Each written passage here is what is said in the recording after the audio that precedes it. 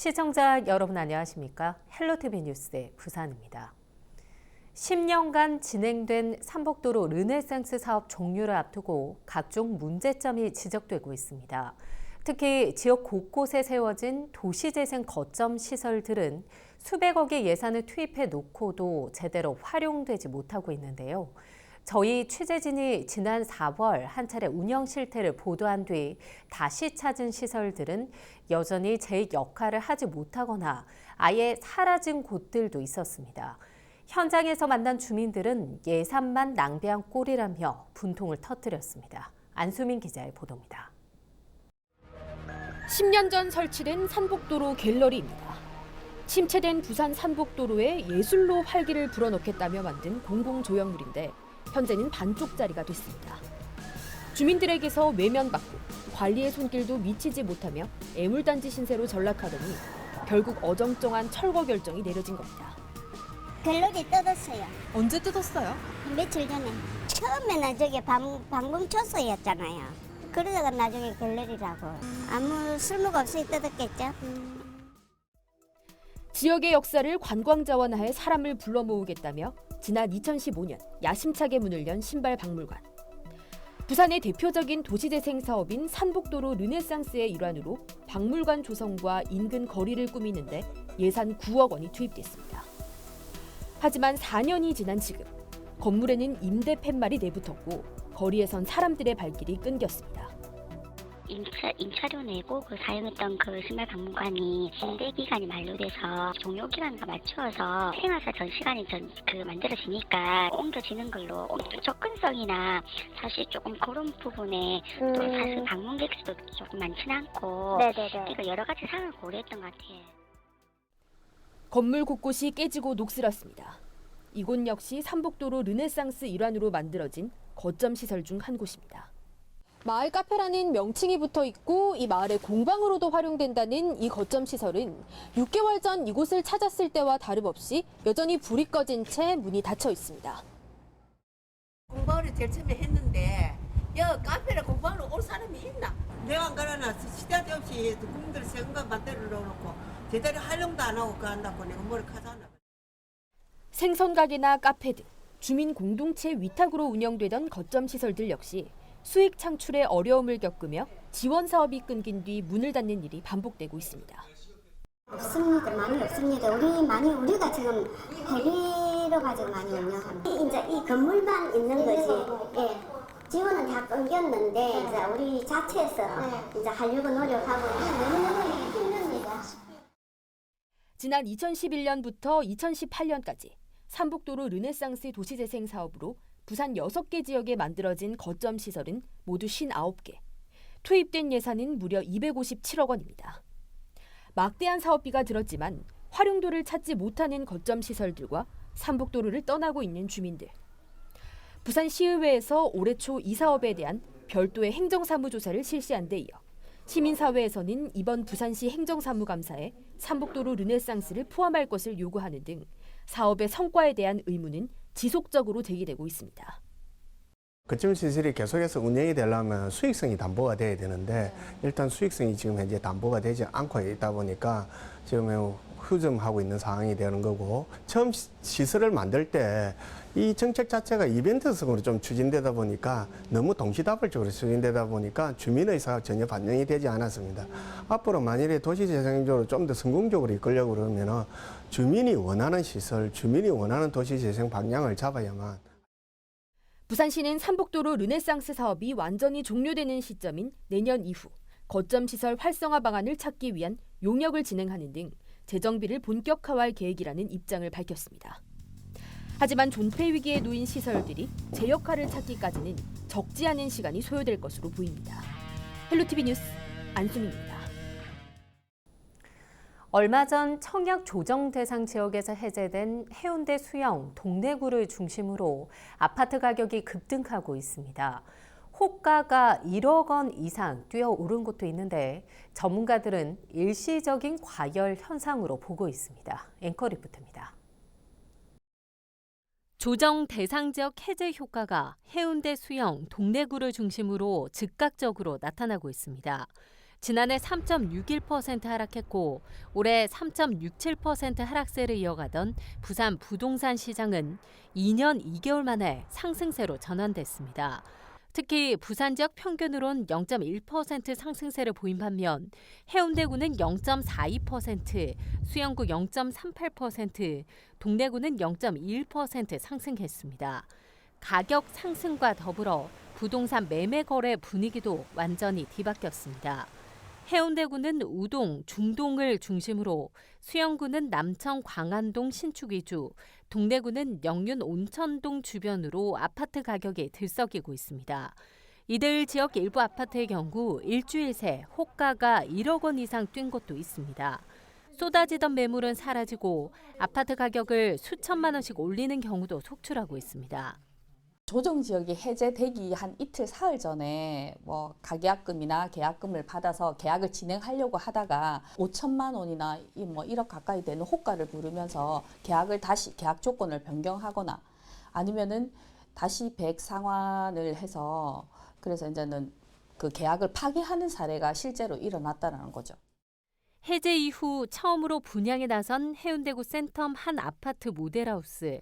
1순위 청약에서 평균 67.76대 1의 높은 경쟁률로 마감했는데 올해 부산에서 신규 청약한 단지 가운데 가장 높은 경쟁률이었습니다.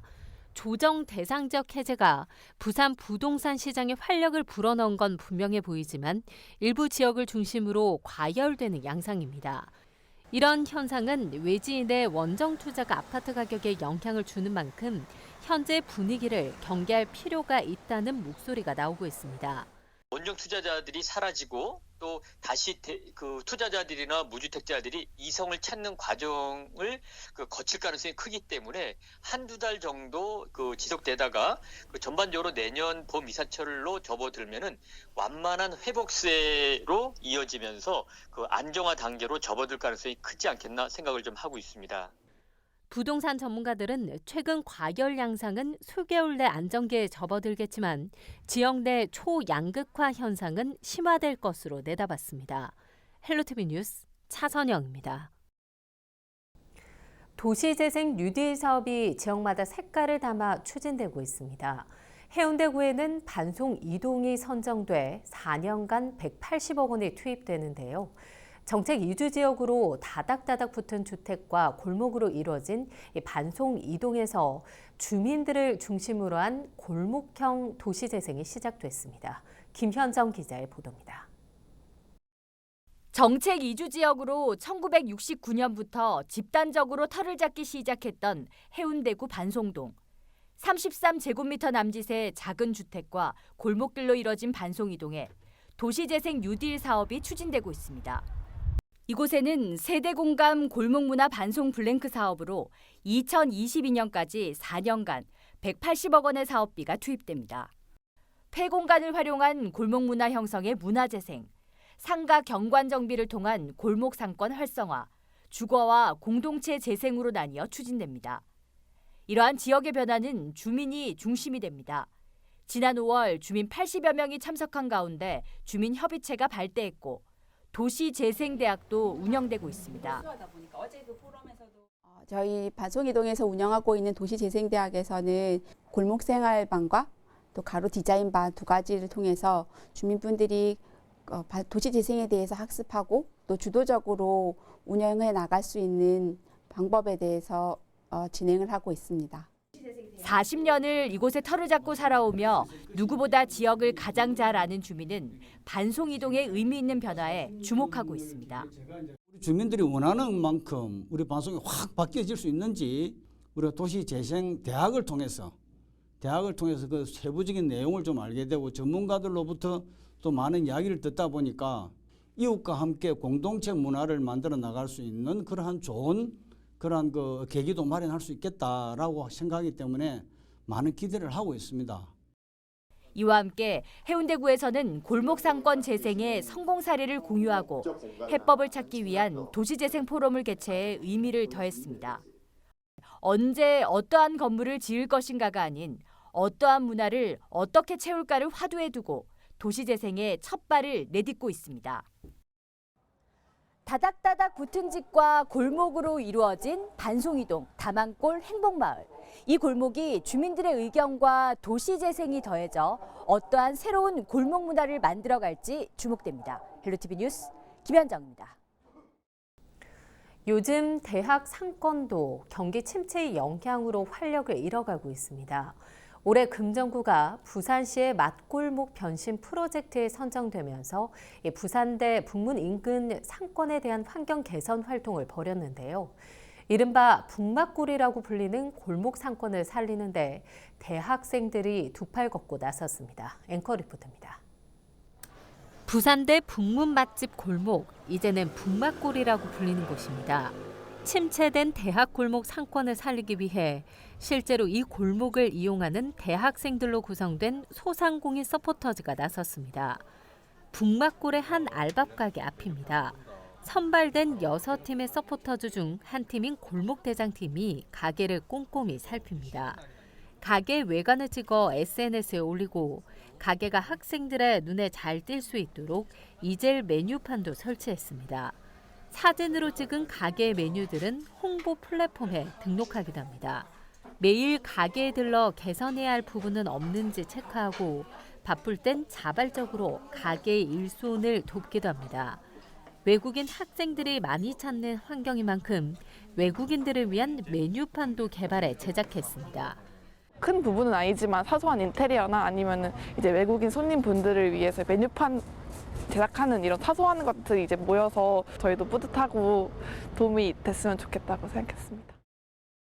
이 인근은 30년 된 오래된 밥집이 대부분으로 저렴한 가격에 푸짐한 양이 경쟁력인데 시설 개선만으로는 부족했던 활력이 대학생들의 이런 노력으로 되살아난 모습입니다. 이렇게 좀 정리가 안 됐었는데 지금은 이제 외국인들이 오셨을 때는 이제 조금 영어라든가 중국어로 해석을 해놔서 좀 낫죠. 거리도 깨끗하고 하니까 좀 조금 활기찬 그런 느낌은 있어요. 도움을 받은 상인들뿐만 아니라 학생들에겐 마케팅 기획을 직접 해볼 수 있는 좋은 경험이 됐습니다. 이제 영업이나 마케팅 쪽에 관심이 있었는데 이제 그런 관련된 활동을 해본 적이 없어서 이런 활동을 하면 좋겠다는 생각을 우선 했었습니다. 올해 초 막 골목 변신 프로젝트가 진행됐지만 이미 활력을 잃은 상권의 활기를 불어넣는 일이 쉽지만은 않았습니다. 부산대학교의 국립대학 혁신 프로그램 중 하나로 추진된 대학생 소상공인 서포터즈. 3개월 동안 북맛골을 살려내기 위해 힘을 보태고 있습니다. 헬로티비 뉴스 차선영입니다. 달려라 부산체육, 오늘은 동의대학교 펜싱부 선수들을 만나봤습니다. 김현정 기자입니다.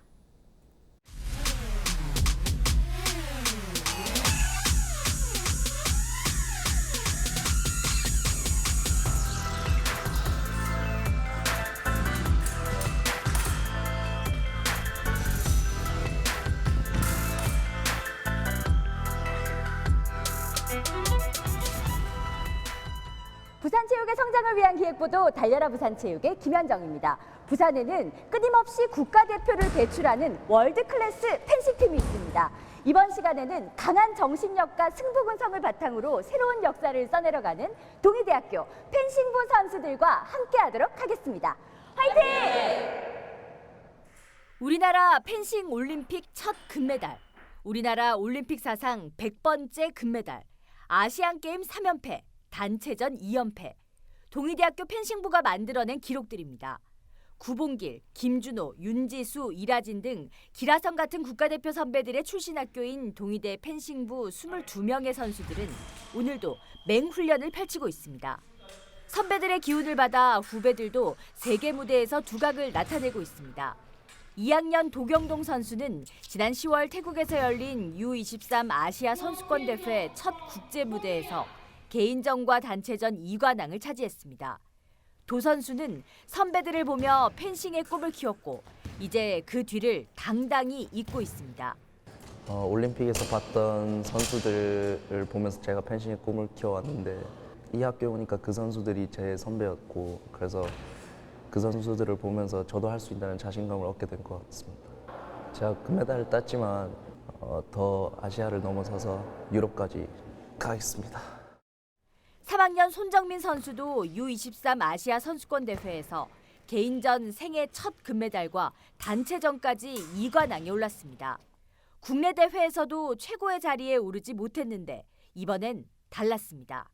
첫 국제대회라서 마음을 비우고 결승에 올랐는데 감독님께서 동작들이 다 길게 빠르게 잘하니까 긴 동작 부분을 계속 레슨해 주셨는데 그게 이번 대회에서 많이 통했던 것 같아요. 이번 계기를 통해서 자신감을 많이 얻었고 앞으로도 이 자신감을 계속 가지고 국내 대회에서도 더 많은 성적을 내도록 하겠습니다. 이러한 동의대 펜싱부에는 모교 출신으로 선수에서 코치 그리고 지난해부터 감독으로 부임한 한우리 감독이 있습니다. 한 감독은 현재에 안주하지 않고 더욱 큰 무대를 향해 선수들이 도전할 수 있도록 지도하고 있습니다. 제 모교이기도 하고 그리고 또 지금 선수들이 제 후배이기도 하기 때문에 솔직하게 좀 부담스럽기도 하고 그리고 또 한편으로는 기쁘고 제 후배들을 양성을 할 수 있다는 게 너무 큰 영광이라고 생각을 하고 있습니다. 국제 무대에서 더욱더 활동할 때 자기 역량을 발휘할 수 있게끔 좀 그런 생각을 갖고 지도하고 교육을 시키고 있습니다. 국내외에서 실력을 인정받은 동의대 펜싱부는 해외 펜싱팀들의 전지훈련 파트너이기도 합니다. 태국 국가대표 펜싱부도 12일간 동의대 펜싱부에서 합동훈련을 펼치며 기량을 향상시키고 있습니다. Korean fencing team is a top ranking in the world, and interesting for Korean style. In the training, good experience, good energy, and good everything. Everything for experience, everything for the competition in here. Really good. I think Korea fencer is a good friend. Yeah. 우리나라 펜싱 사브로 종목을 이끌고 있는 동의대 펜싱부 출신의 선수들. 앞으로도 그 바통을 후배들이 이어받길 달려라 부산체육이 응원합니다. 동의대 펜싱부 화이팅!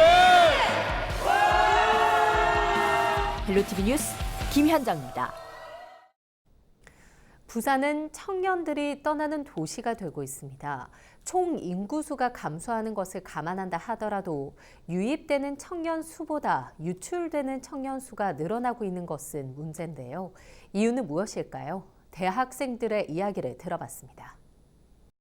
저는 약간 아무래도 고등학교 때 이제 생각해도 그런 대학 생활 이런 게 있잖아요. 약간 로망이라고 해야 되는데 조금 대학 막상 들어와 보니까 그런 약간 현실과 이상의 좀 괴리가 조금 아무래도 있어서 조금 쉽지 않구나 이런 걸 많이 느꼈고. 지난해 부산을 떠난 청년은 1만여 명, 2014년 8천여 명, 2017년 9,900여 명으로 부산을 떠나는 청년들은 해가 갈수록 늘어나고 있습니다.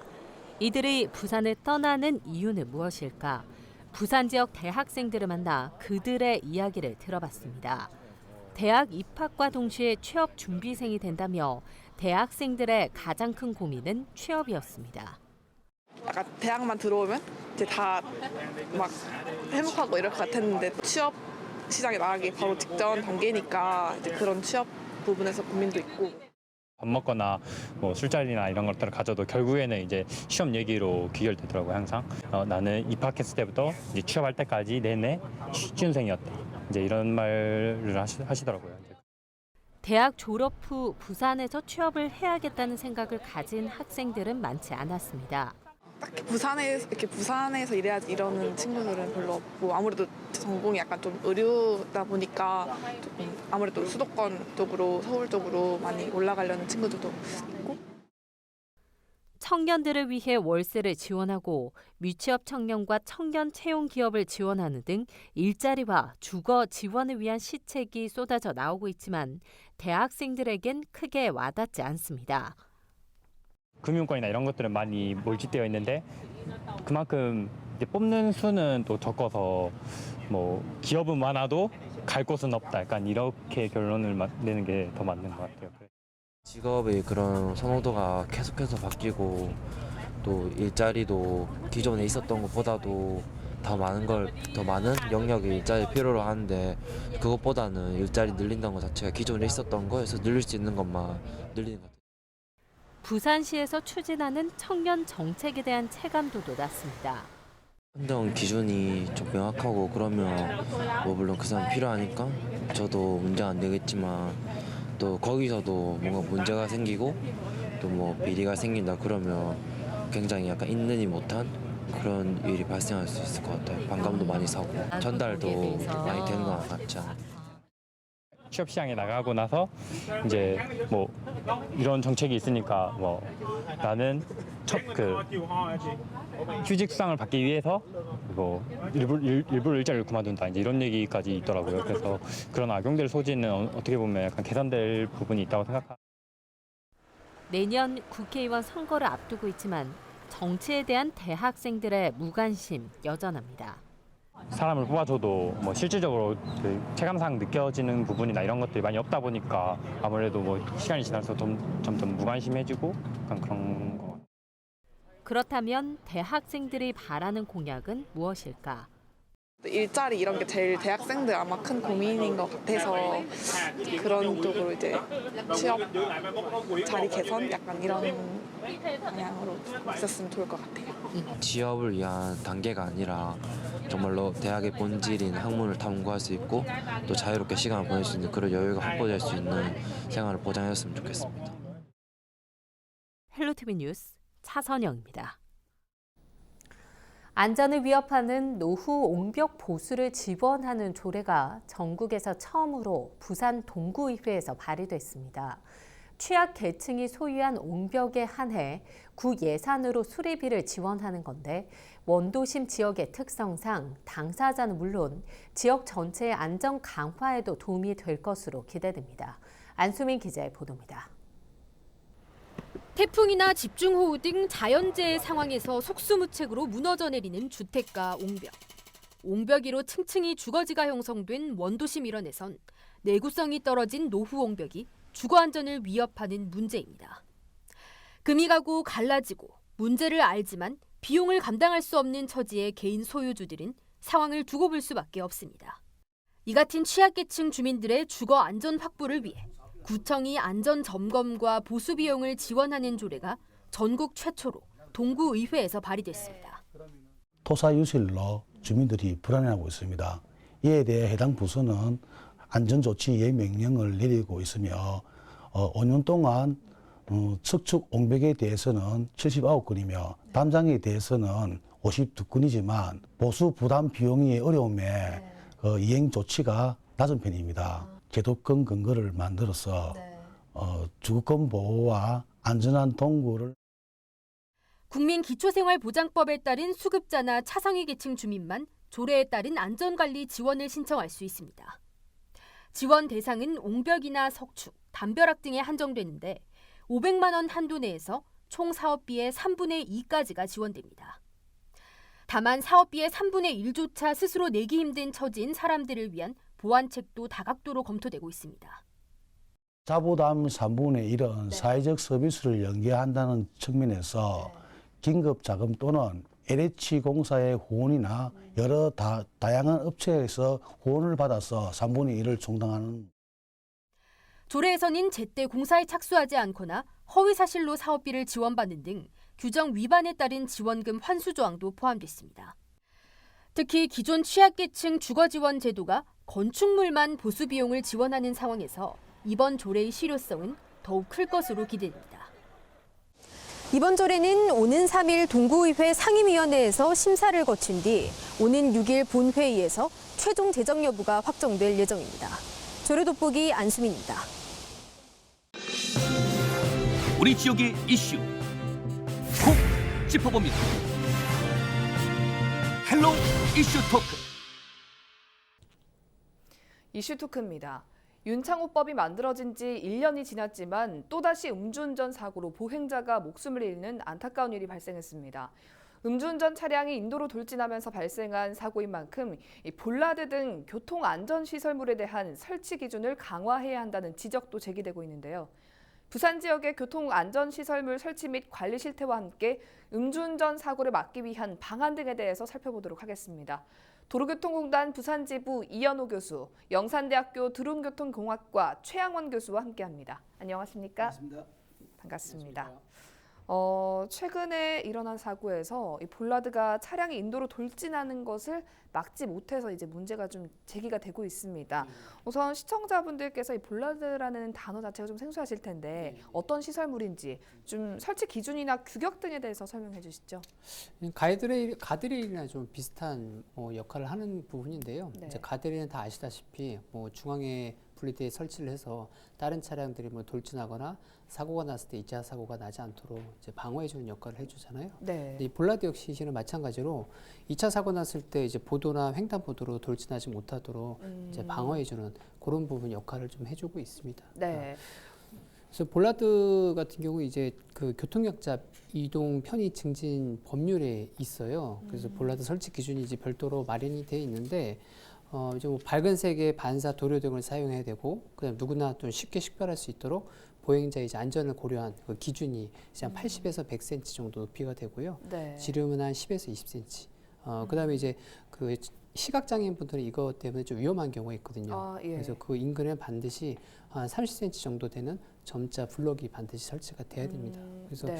편의 증진에 따라서 이제 설치가 됐는데 종류도 두 가지가 있거든요. 이제 고정용 볼라드랑 이제 충격 흡수용 볼라드가 있는데 이제 고정용은 이제 앵커 같은 경우로 이제 아스팔트에 깊게 박아가지고선 이제 아예 오지 못하도록 하는 건데 이게 대부분 이제 뽑히는 경우가 있어요. 이 앵커랑 이 아스팔트랑 이 잡고 있는 게 약하다 보니까 뽑혀서 이제 돌진하는 경우가 있고, 그다음에 이제 충격 흡수용 볼라드는 이제 충격을 받으면은 휘어졌다가 다시 이제 돌아오는 형태거든요. 그래서 이거는 휘어지기 때문에 뽑히지는 않는데, 다만 이제 차량의 속도가 빠르면 이제 막아줄 수가 없는 상황이죠. 네. 사실 과거에는 이 볼라드에 사람들이 부딪혀서 걸려서 넘어지거나 오히려 다치는 일이 있었거든요.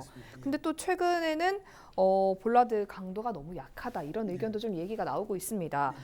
좀 과거와는 반대 상황인데 교수님께서는 개인적으로 어떻게 보십니까? 그래서 예전에 볼라드는 한 100년 전에 항구에 배를 이렇게 매기 위해서 생긴 그런 말뚝 형태였습니다. 근데 지금은 이제 1940년 이후부터는 차량과 사람을 이렇게 분리시키고 충돌 시에 충격을 완화해주는 그런 안전 조치를 하고 있는데요. 보행자 안전과 그리고 차량의 충돌 때 이런 그 모든 흡수를 하는 그런 역할을 하고 있습니다. 국가마다 설치 방법의 제작은 다 다르고요.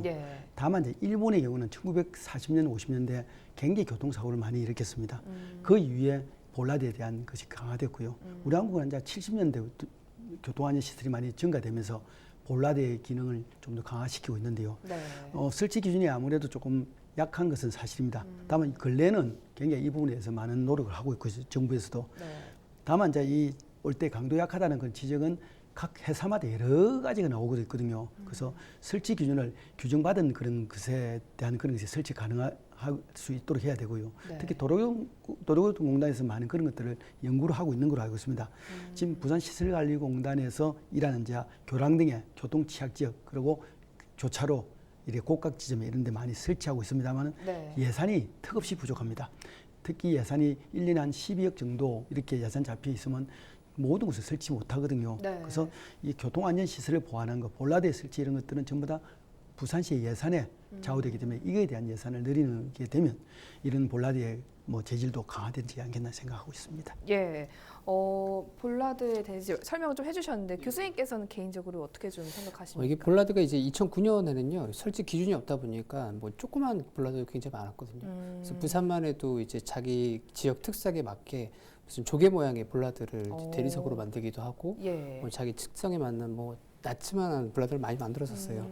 그러다 보니까 이게 보행자들한테는 오히려 그 위험 요소가 많이 됐었어요. 그래서 낮에는 그래도 보이지만 특히 야간 같은 경우는 잘 보이지 않다 보니까 취객 같은 경우는 넘어지는 경우도 있고 그다음에 장애인분들은 이것 때문에 넘어져서 더 크게 다치는 경우도 많다 보니까 이제 2009년 이후로다가 이제 교통약자 증진 관련된 법률이 생기면서 이 법에 따라서 이제 보행자를 위한 이 볼라드의 기준을 새로 신설이 됐는데, 근데 볼라드는 좀 필요한 부분이 분명히 있거든요. 그 횡단보도에서 이제 설치를 해서 이번 사고 같은 경우도 이게 보시면 뿌리채 이제 뽑히는 걸 보실 수 있었을 거예요. 그래서 볼라드 2개가 뿌리채 뽑혀가지고선 이 횡단보도 인근을 이제 널브러지는 그런 모습을 보셨는데, 이 그 운전자분 속도가 그렇게 빠른 편은 아니었었어요. 네. 당시 그 사고 현장을 이렇게 보면은 이분이 좌회전하는 상황에서 이분이 볼라드를 이제 들이받는 사고였거든요. 네. 당시 이미 속도가 느린 상태에서 속도를 좀 더 낸 거기 때문에 뭐 많이 빨라봤자 한 3-40km 정도라고 예상이 돼요. 그래서 이 볼라드 기준을 보면은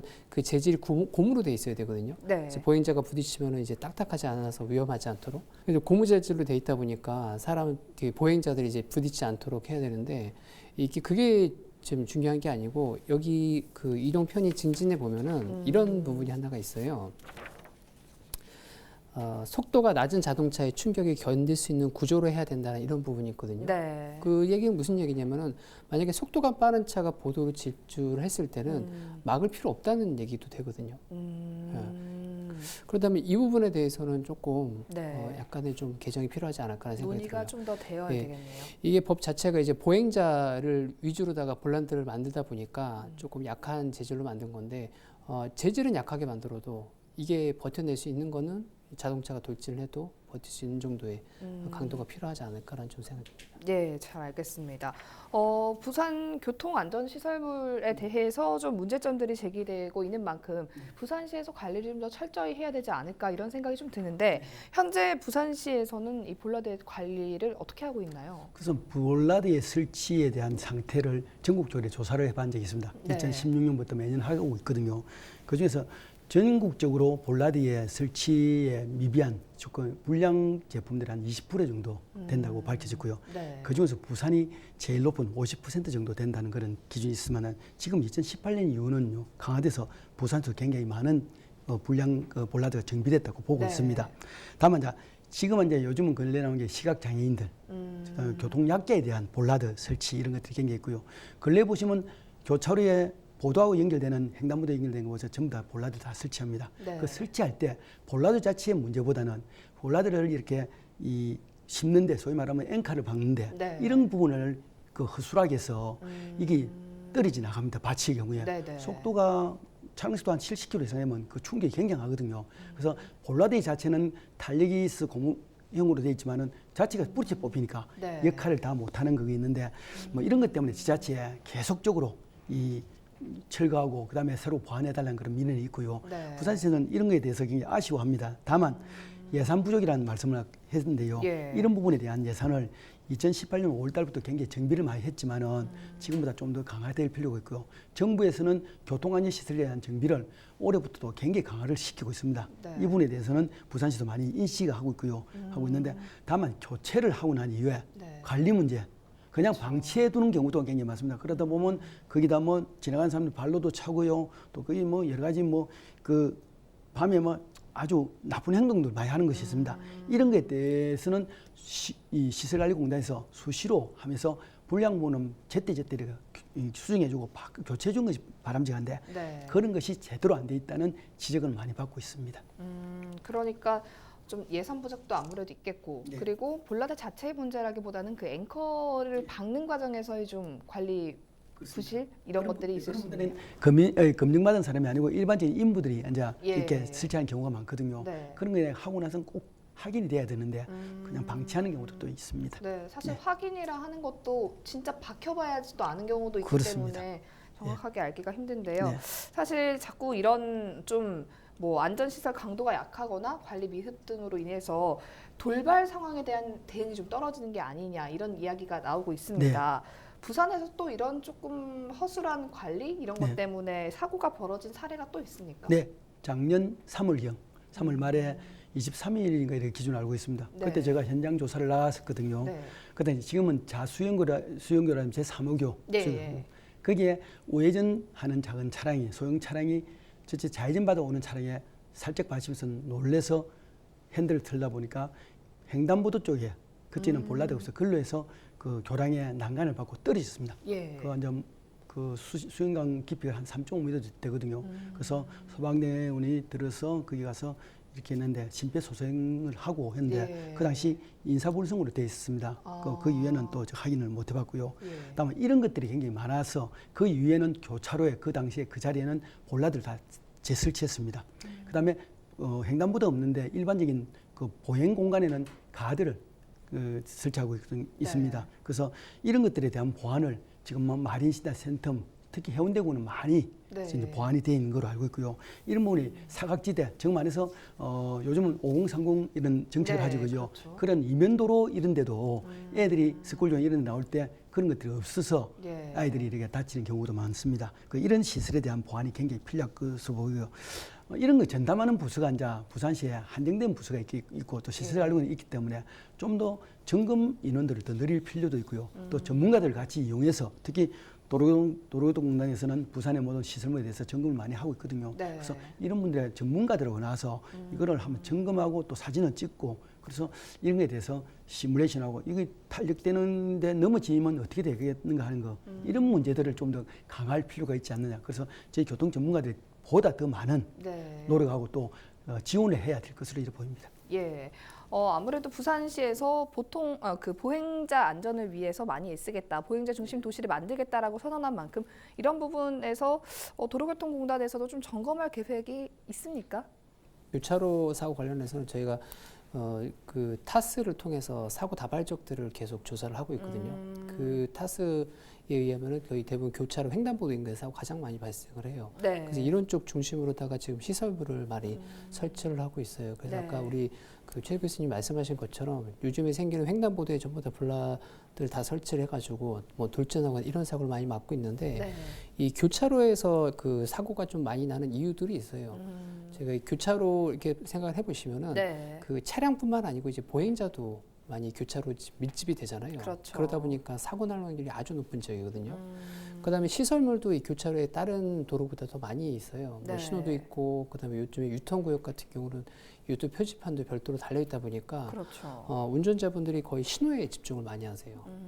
그래서 신호에 집중을 하다 보니까 자기 신호에 가야 된다는 생각 때문에 오히려 교차로에서 속도를 좀 높이는 편이에요. 네. 원래는 교차로 사고 많이 나기 때문에 속도를 줄여야 되는데 네.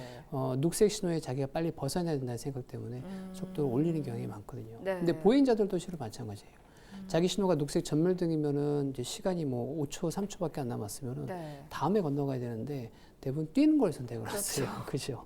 네. 그러다 보니까 이 서로 충돌하는 상황을 많이 이제 연출이 되는 것 같아요. 네. 그래서 이번에 어떤 사고도 당시 이게 운전자분을 보면 이제 좌회전하는 상황이었거든요. 네. 이 운전자분이 다른 차량들이 좌회전을 다 하고 나서 출발해야 되는데 이제 본인이 가야 된다고 이제 좀 술을 드신 것도 있기 때문에 그렇죠. 본인이 가야 된다고 생각하다 보니까 다른 차량들이 이제 피해서 가는 그런 동작들이 나오거든요. 네. 이제 교차로에서 충돌 지점이 많은데 운전자분들은 기다리지 않고 충분히 기다린 다음에 차를 보내고 가야 되는데 이런 걸 선택하지 못하는 게 실은 사고의 가장 주요 원인이 아닐까 생각이 들어요. 네. 저희 공단에서도 요 교차로 사고에 대해서는 많이 좀 신경을 쓰고 있는 편입니다. 네, 운전자뿐만 아니라 보행자들도 교차로에선 좀 더 조심을 해야 될 것 같은데 저조차도 녹색불에 약간 띄는 경향이 있거든요. 앞으로는 좀 기다렸다 가는 방향으로 해야 될 것 같습니다.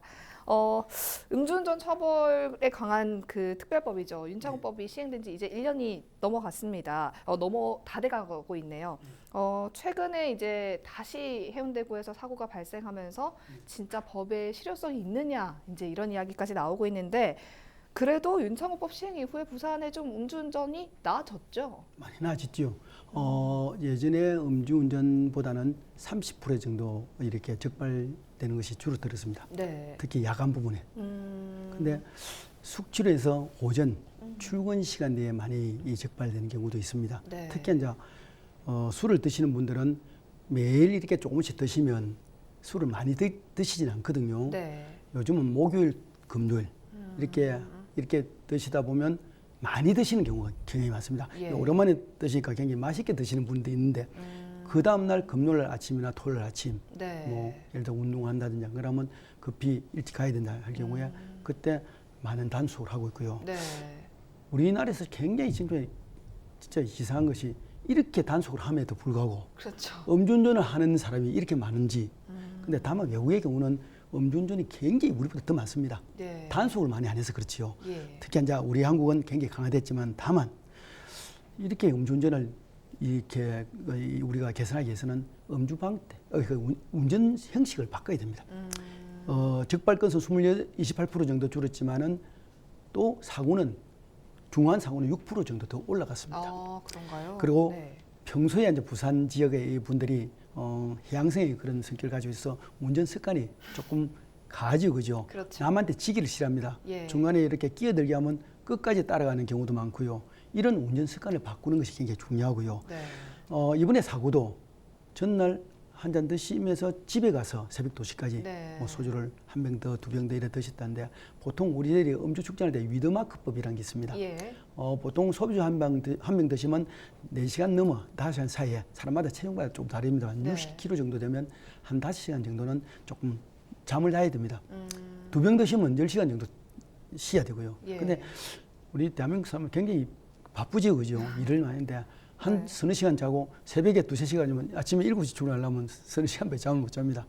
아직도 술이 안 깬 상태, 네. 또 혀도 꼬부러진 상태, 그리고 교차로에 가면 되게 사고가 많이 일어나는 것이 이 교차로관을 내가 빨리 지나가야 되겠다. 또 괜히 걸리가 있다가 뭐 경찰이 지나가다가 단속하게 된다. 이런 거 있고요. 그렇죠.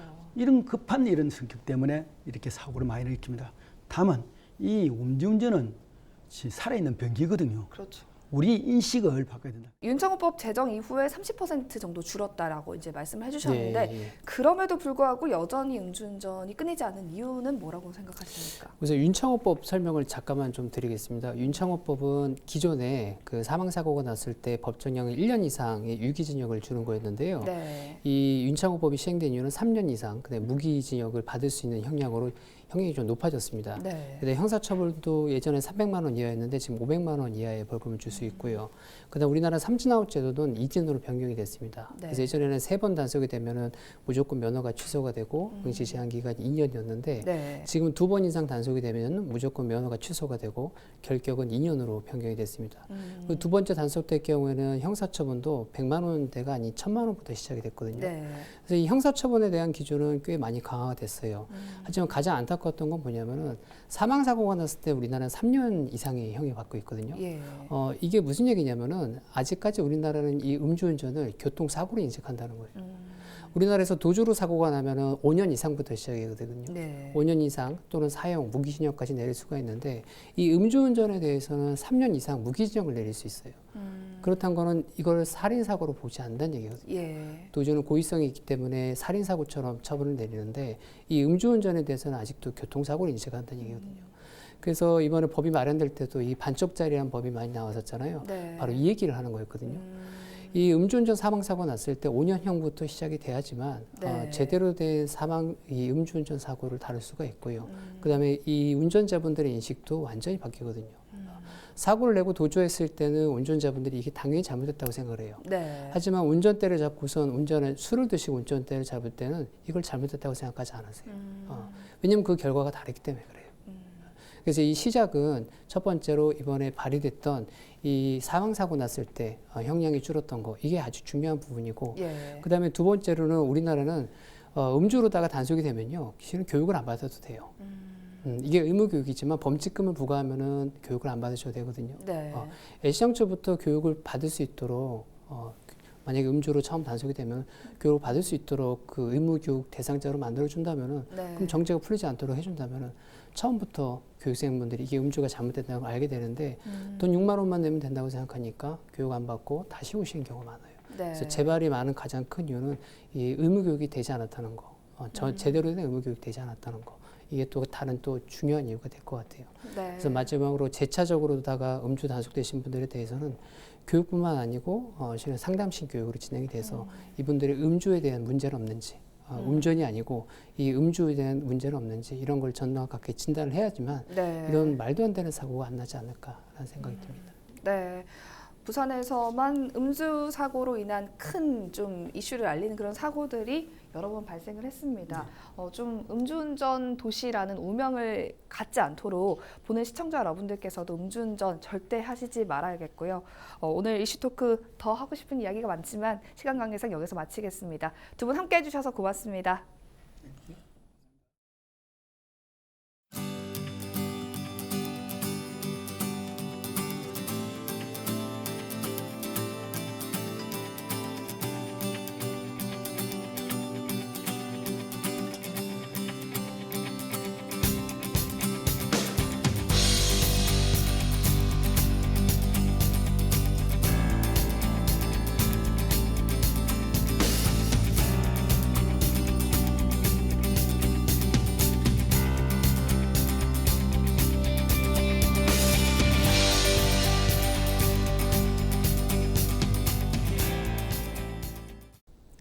이상으로 뉴스를 마칩니다. 저희는 언제나 지역 주민 여러분 곁에 있겠습니다. 고맙습니다.